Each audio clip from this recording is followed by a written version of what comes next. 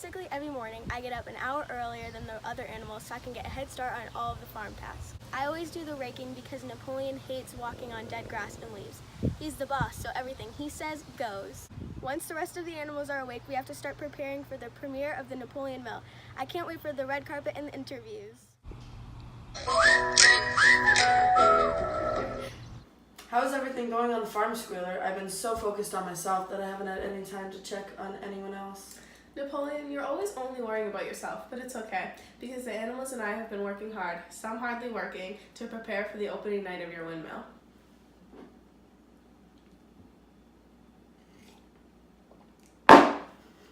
I'm expecting everything to be perfect tonight for the premiere. I have a lot riding on it, and all my friends and family are coming to support me, and I need to show those humans that we are succeeding here at Animal Farm. Considering the fact that the only friends and family you have are the animals on the farm that you threaten to kill unless they love you, I'm sure the premiere will have a great turnout. Well, that's good. I have big expectations for tonight. How are the reports and assignments for the animals coming?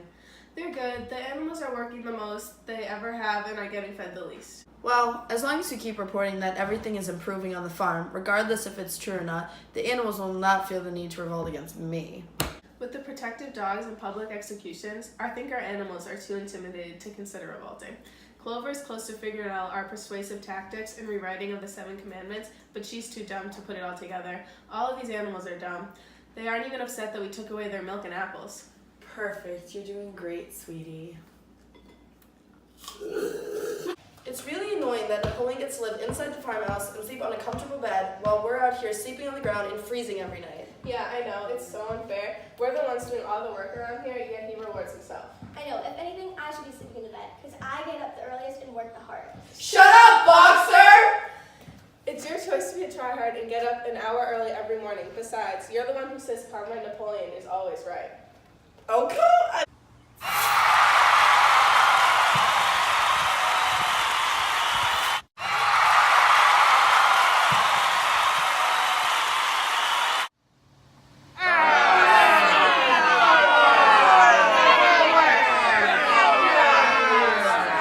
Hello, Benjamin. How are you doing? I'm doing great. Old, but great. Yes. So you always mention that people have never heard of a dead donkey before. Can you tell us what this means? Well, it's true, isn't it? I've lived for so long, I've already experienced everything that has happened on the farm. Our lives show that power changes people and animals, which causes history to repeat itself. We revolted against the humans so that we could control our own lives, but just ended up being ruled by them once again. That's crazy to think. I mean, you guys have never learned from your mistakes. Oh yeah, and I don't know if we ever will. I mean, I knew Napoleon Mill was going to be destroyed in the Battle of Windmill before it happened. These events have happened before and will happen again, and I'll be there for all of it. Those are some very wise statements about life on Animal Farm. Well, thank you for answering our questions. My pleasure. Hello, Clover. How is the premiere going so far? It's going great. I'm so excited to be here. I never thought we would finish this windmill, but we've worked hard and now it's ready for the public to see. Yes, and it looks so great. So can you tell us some of the important events that have happened on the farm? Well, after Old Major died and left us with this hope of the animals ruling Animal Farm, the pigs, specifically Snowball and Napoleon, took control of Animal Farm, sending Mr. Jones away in Battle of Cowshed. They formed the 7 Commandments and helped us to succeed on Animal Farm. After Snowball and Napoleon's arguing got too out of control, Napoleon sent his dogs after Snowball, making him our president, Comrade Napoleon. He and the pigs have ruled the farm ever since. Wow, that's a crazy history. You mentioned the 7 Commandments. What are they? They are 7 main rules we have to follow on the farm, but they are shortened into the maxim, 4 legs good, 2 legs bad. But I always felt like something was weird about them, like they were different each time I went to read them after the pigs seemed to break one of the rules. Over time, it just seems like the pigs were beginning to rule us more like the humans. But since it was written, I never argued with it. Right. Well, thank you for answering our questions. No problem. Hello, Boxer. How is the premiere? It's going great. It's so exciting to be able to show off our windmill after all the hard work we have put into it, especially the work I have put into it. Can you tell me anything about the setup of Animal Farm? Well, all of us animals live in the big barn on Animal Farm, except for Napoleon and the other pigs because they live up in the farmhouse. Wow, that seems unfair for them to live up there while the rest of you are down in the cold barn. That must really cause a lot of drama and frustration. Yeah, it's pretty annoying, but I won't get caught up in your drama. So back to the farm. We farm on huge grassy fields and tend to them every single day. Then there are 2 neighboring farms called Foxwood, which is owned by Mr. Pilkington, and Pinchfield, which is owned by Mr. Frederick. So, I'm assuming that there's some farming competition. Actually, I've heard a few rumors that Napoleon has been secretly selling stuff to the neighboring farms, but you didn't hear it from me. Bible. I have to go though. Okay, thanks for giving me some insight into the farm. Squealer, how do you think the windmill looks? It just looks so amazing now that it's completed. Napoleon worked so hard on it, one of his best ideas so far. Napoleon seems to be a really respected animal.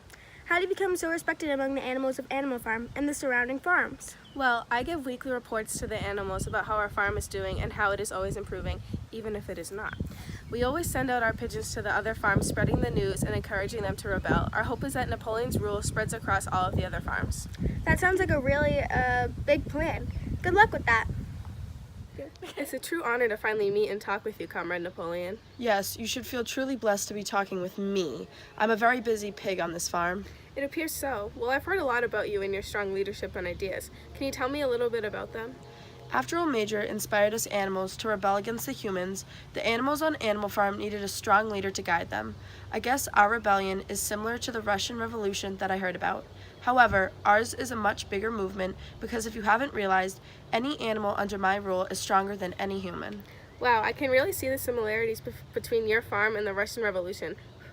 Well, yes, you can say that. My pigeons have told me that I resemble some man named Stalin because of our strict and overpowering rules. Clearly, he is not as clever as me, though, because I'm a pig and he's simply a human. What can I say?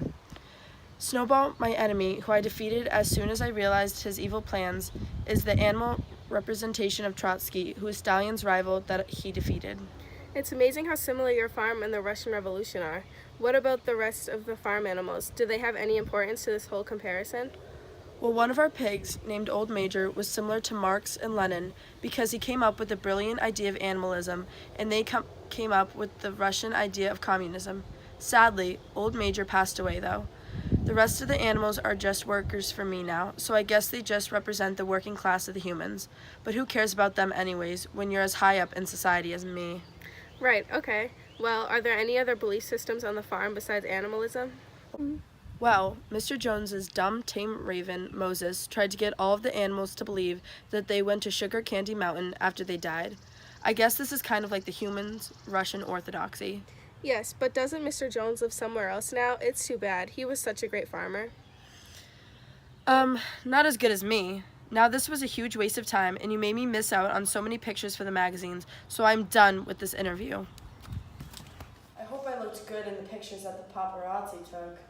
Oh, Clover, you do realize that it doesn't matter how we looked, because the only pictures that will be used in the magazines are the ones of Napoleon and Squealer. Yeah, Fox is right. Even though Napoleon did nothing to help us, he still has to take all the credit for the stupid windmill. It doesn't even look that good. I think it looks amazing. Remember, comrades, Napoleon is always right. Yeah, Boxer, we know that. You've only said it a few hundred times. What a kiss up. I miss Molly. She was always so kind to everyone.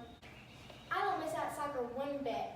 She never did any work, and all she ever wanted to do was play with those ugly bows and eat sugar. They weren't even from Petco. They're from PetSmart. Who shops there? Boxer, I think you work too hard. Yeah, you don't want to overwork yourself. You can die early from that, so instead of criticizing us for working too hard, you might want to take it down a notch. Oh, Today is a great day. We have repaired our relationships with the humans ever since we had that incident. You know, when you switched from selling Mr. Pilkington the timber to Mr. Frederick, and then they both ended up getting mad at you, so Mr. Frederick blew up the windmill. Don't remind me. I'm so much wiser and smarter now. Besides, my farm has come so far from then. We have excelled at everything and have gained so much power that I think we could gradually change our rule to be more like Mr. Jones. Yes, definitely. I don't think the animals will ever notice. Of course they won't. Remember, they're dumb animals. I think we can even start walking on two legs. Yes, and I'll start teaching the sheep a new song. 4 legs good, 2 legs better. And that concludes this week's episode of Keeping Up with Animal Farm. We hope you enjoyed the show. Stay tuned for scenes from our next episode. This family's really crazy. Hi, I'm Kim Kardashian. I am fabulous and I'm the best. What's that? It's okay, baby. Is that a little pig? Hello, Boxer. How was the premiere? 3, 2, 1. Wait, no, I have an idea. There's an ant on my iPad. The only one that's Get